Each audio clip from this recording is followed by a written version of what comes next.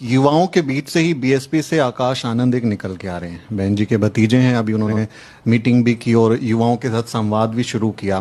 तो लग रहा है कि वो कुछ युवाओं को जोड़ पाएंगे पार्टी से। उनको किस तरीके से देखते हैं आप? मैं अपनी पार्टी के बारे में तो सुमित भाई बता सकता हूँ। युवाओं के बीच बीच से कोई निकल के नहीं आ रहा है, अपने घर से निकल के आ रहा है और घर से ऑफिस तक आ रहा है। जब जाएंगे धरातल पे तो एहसास हो जाएगा। 45 डिग्री टेम्परेचर में जब आदमी जमीन को छूता है ना। मैं अभी एक आंदोलन में शामिल हुआ दिल्ली में, जहां 9 साल की बच्ची के ऊपर से सूरज की धूप आती ना, अच्छे अच्छे की चर्बी जो है ना वो गर्म हो जाती। अभी आएंगे, अभी तो जो है ना विरासत की मिली राजनीति पे नेता है। अभी आएंगे जमीन पे, काम करेंगे तो पता लग जाएगा। काशीराम साहब कहते हैं आंदोलन से नेता पैदा होता है। माननीय बाबा साहब का एक सिद्धांत था कि अब राजा जो है वो रानी के पेट से तैयार नहीं होगा। अब तो दोबारा से उन्होंने सारे सिद्धांत बदल दिए हैं। अब तो राजा दोबारा से रानी के पेट से तैयार हो रहा है। तो बाबा साहब के मूल मंत्र को गलत साबित किया जा रहा, नहीं होने देंगे। उनको अपनी पार्टी काम करना चाहिए। मेरी मंगल कामना है उनके लिए। हम आजाद समाज पार्टी को देश की सबसे बड़ी पार्टी बनाने के लिए दमखम लगाएंगे।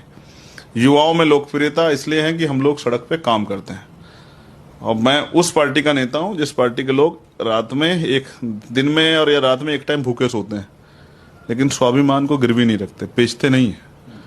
ना दलित समाज के वोटों का सौदा करते हैं, और ना ही जब अन्याय अत्याचार होता है तो वो घर में सोते हैं, लड़ते हैं। तो ये समाज बलशाली और आशावादी भी कभी इधर उधर नहीं हुआ है। अब उसको प्रयास कर रहे हैं दोबारा से इकट्ठा करने का। इस बार लोगों से अपील भी कर रहे हैं कि विकल्प है आपके पास, जो अच्छा काम करे आप उसके साथ खड़े होके।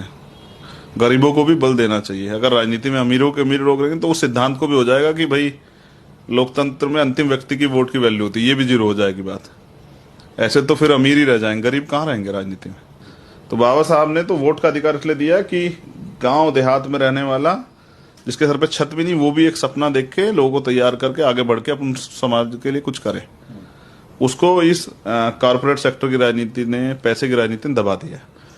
तो सस्ते संसाधनों पे गरीब आदमी कैसे नेतागिरी करके आगे बढ़ने का अवसर मिलने के बाद समाज का भला करेंगे, वो तैयार कर रहे हैं। अभी तो आप देखें ना, कहते तो था कि 90% जो आय है, 90% जो पूंजी है उस पर 10% लोग काबिज है। तो यानी कि 90% लोग तो अपने जिंदगी को सर्वाइव करेंगे किस तरह। उन 90% लोगों में अभी जो राजनीतिक व्यवस्था 2-4 करोड़ रुपए खर्च करके राजनीति करने लोग, कितने लोगों की क्षमता है। तो मैं समझता हूं कि उन जो जिनमें काबिलियत है वो इस घनघोर बादल, पैसे के बादल के नीचे दब ना जाए। इसलिए बहुजन मूवमेंट को आगे बढ़ाना सिद्धांत के रूप में जरूरी है, करेंगे। जिससे कि कोई सीबीआई ईडी वाला, इनकम टैक्स वाला हमारे नेता गला पकड़ के उससे अपनी मर्जी जो है ना काम ना करवा ले। और समाज हित सर्वोपरि है। कल अगर मैं तो समाज सेवी कहूं, कल चंद्रशेखर अगर अपने मूलभूत सिद्धांतों को छोड़ता है तो समाज को उसको छोड़ देना चाहिए। क्योंकि ये लड़ाई व्यक्ति की नहीं है, ये लड़ाई मेरी नहीं है, ये तो सदियों से आंदोलन चला आ रहा है।